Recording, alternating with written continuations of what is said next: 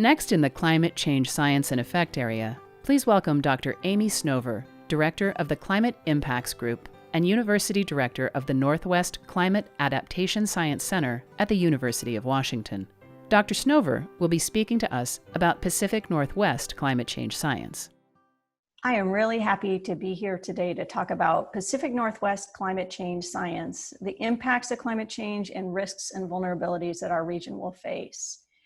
It's really important, I think, to get into these details of what science has to say about the local impacts of climate change, because it will really help us understand the importance of both stopping climate change and preparing for the consequences. I want to begin by telling you a little bit about the groups that I represent. So I'm from the University of Washington Climate Impacts Group.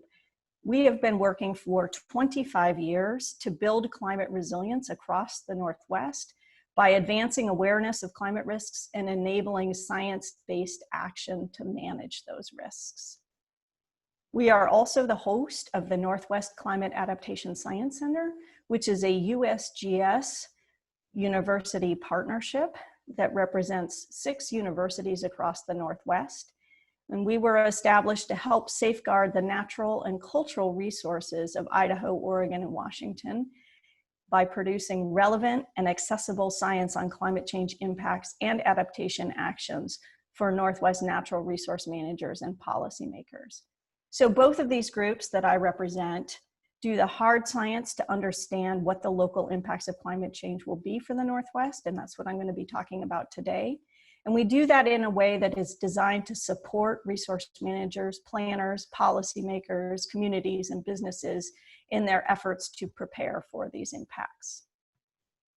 So today I want to try to answer 3 deceptively simple questions. I want to talk about where are we now with regards to climate change, where are we headed, and what are our choices about the future. So let's begin with a quick look at where we are now. So as I think most people realize, the climate has warmed. Global average temperatures have increased about 1 degree Celsius, almost 2 degrees Fahrenheit since pre-industrial times. And close to 100% of the warming since 1950 has been the result of human activity. More to the point, we see the consequences of that warming unfolding around us every day in our communities and in the news. Just this summer, we saw that the Greenland ice sheet has melted past the point of no return. We've seen 5 hurricanes in the Atlantic at once. We've seen fires ravage the West and the smoke traverse the US. And we see that 2020 is on track to be the first or second warmest year on record. So we're seeing the consequences of climate change unfold around us. In the Northwest, our temperature has increased more than 2 degrees since the late 1800s. We have seen many local consequences of that warming as well. Our spring snowpack that we depend on for water for farms, fish, and cities is declining. Our glaciers are shrinking. The timing of stream flow is changing in our rivers, so the natural water availability is changing. Sea level rise is affecting Washington's coast. It's rising at different rates around the coast, depending on vertical land movement in different places. And our coastal waters are warming and acidifying. We also see that the number of large fires and area burned in the Northwest has increased over the past 25 years. And across the Western US, fuels for those fires are drier, in part because of human-caused warming.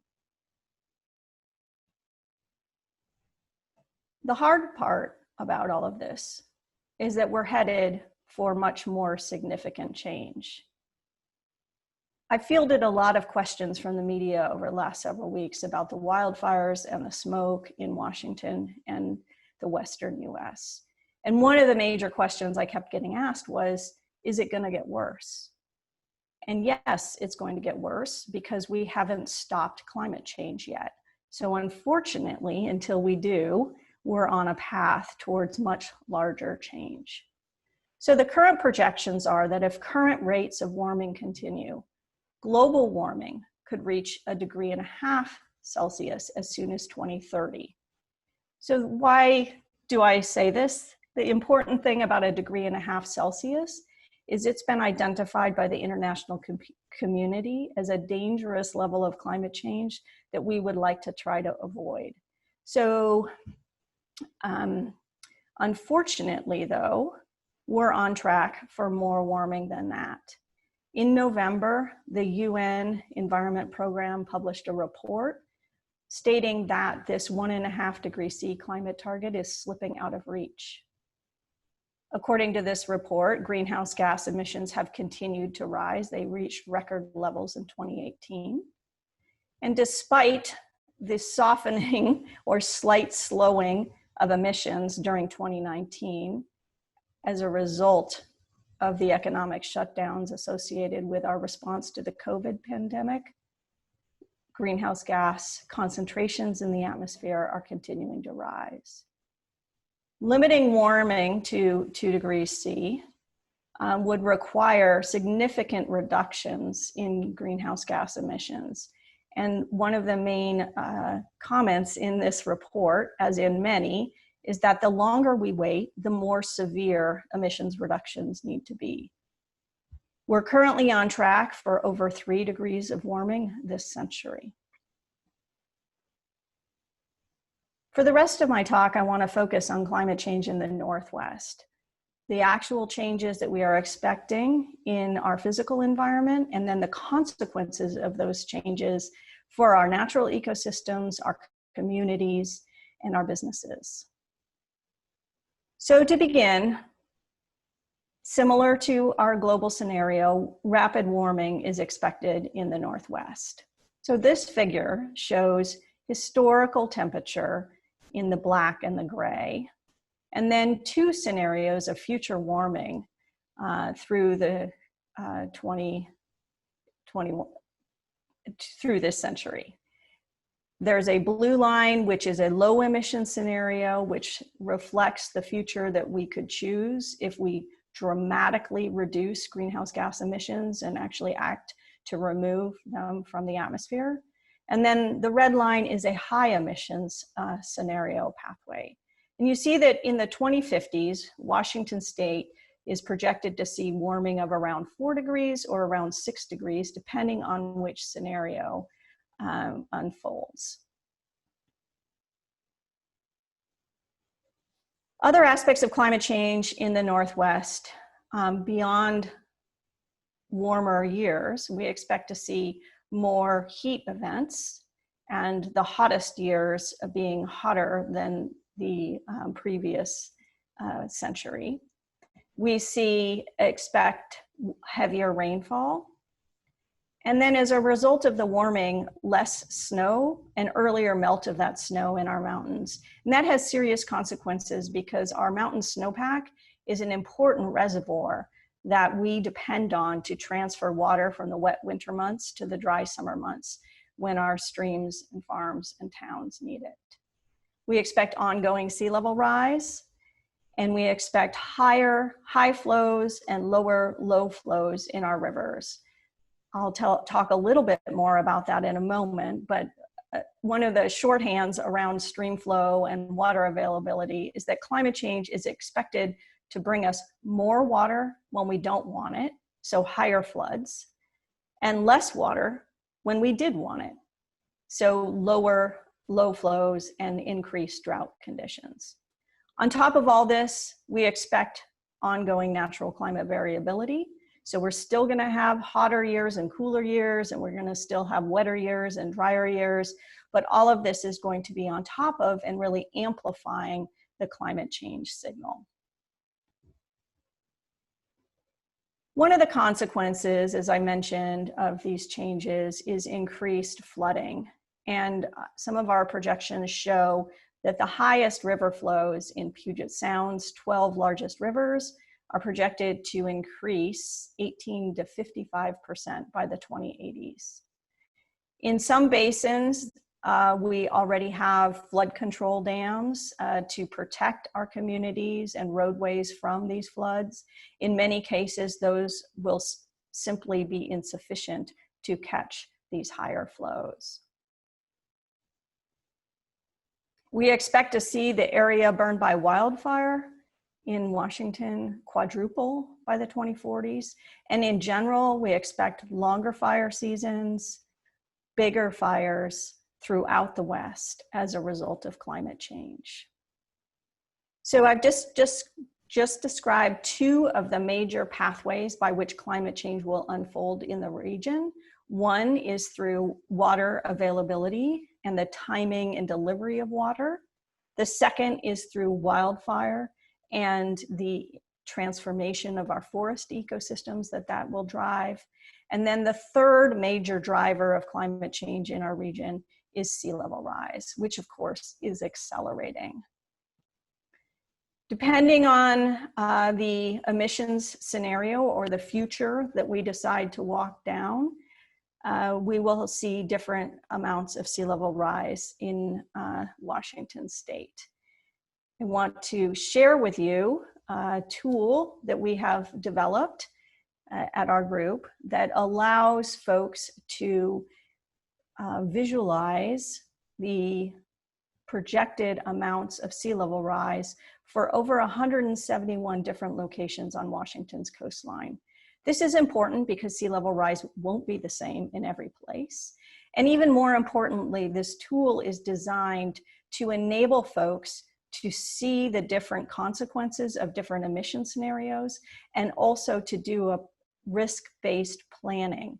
So we provide probabilistic information about the potential range of sea level rise.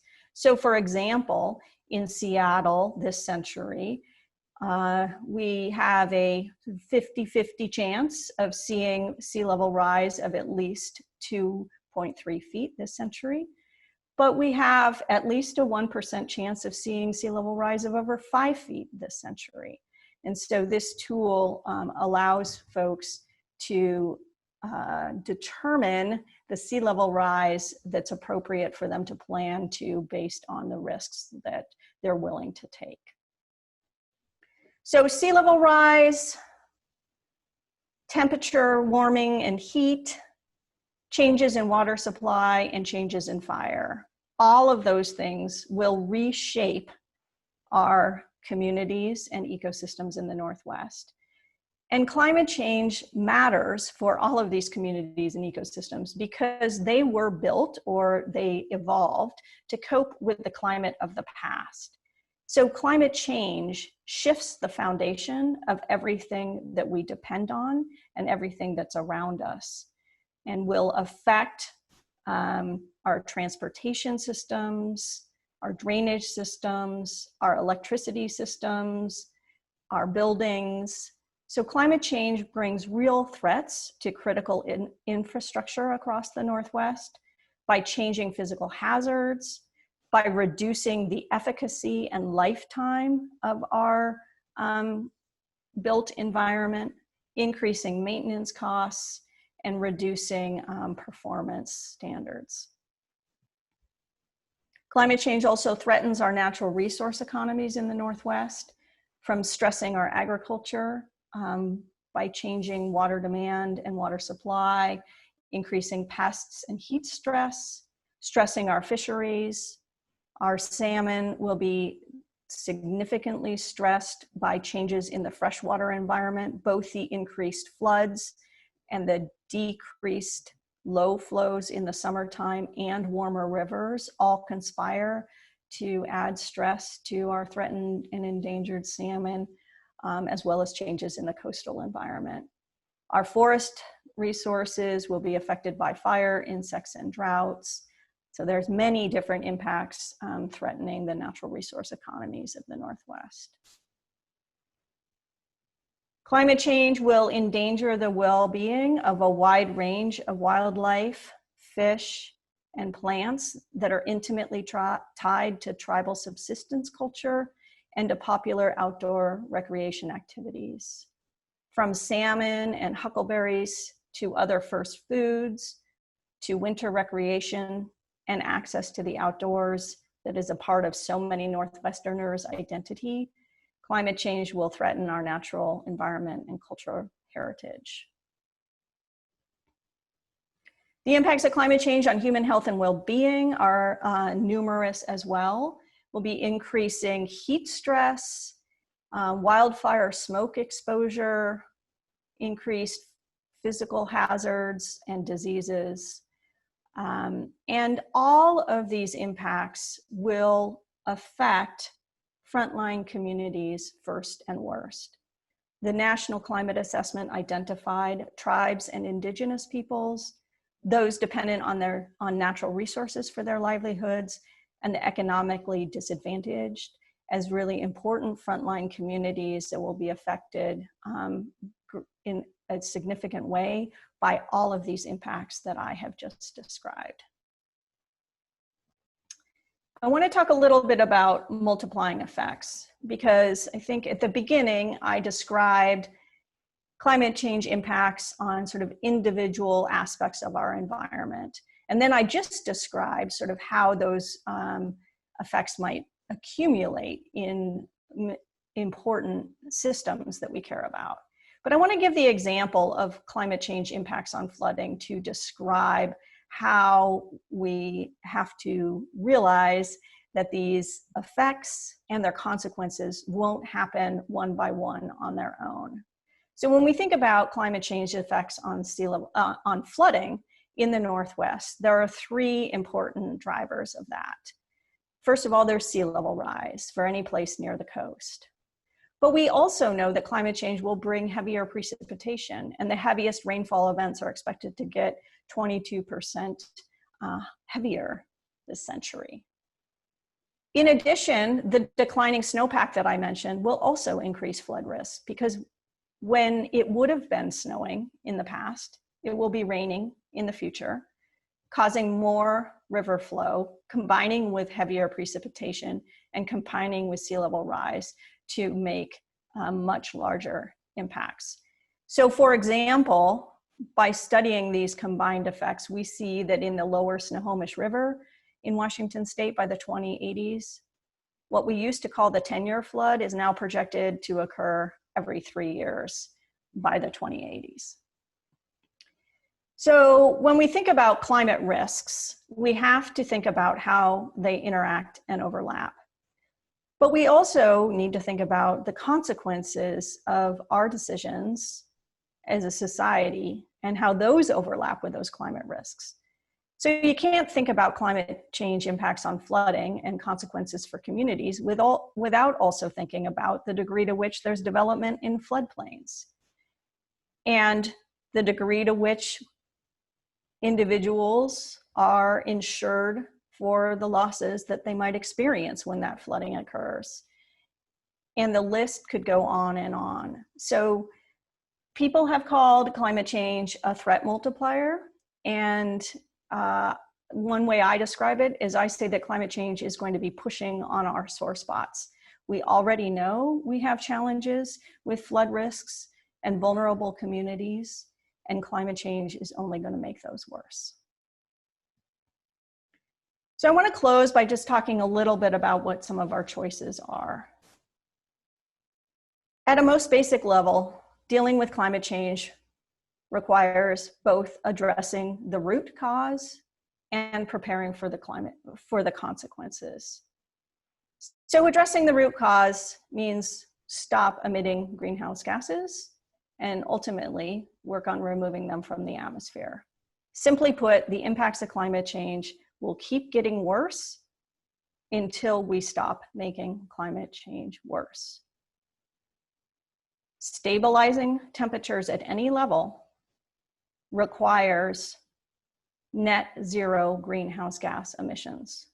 Another way of putting that is that temperatures will keep going up forever until we stabilize greenhouse gas emissions, which require net zero greenhouse gas emissions.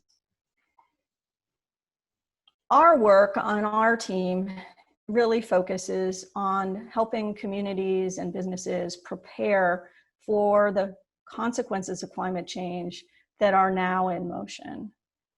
And that, when I look around after 25 years of working on this issue in the Northwest, at what's in hand and what's in store, I'm both hopeful and deeply concerned.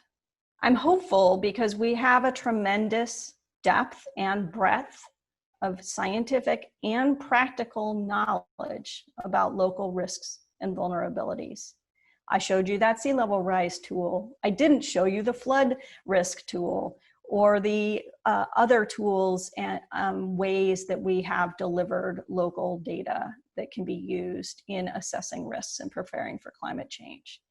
In addition, we have a large cadre of concerned and engaged professionals at all levels of government and in our communities who are working to build the knowledge and implement the action that's needed to prepare for climate change. But we don't yet have the high level attention that this issue needs. And we desperately need the recognition that the time is getting very short to prepare for these consequences. We still have time to safeguard our communities, to reduce emissions, and to build the resilience that we need to cope with a changing climate. And I am so excited that everyone is here today talking about that and thinking about how best to move forward.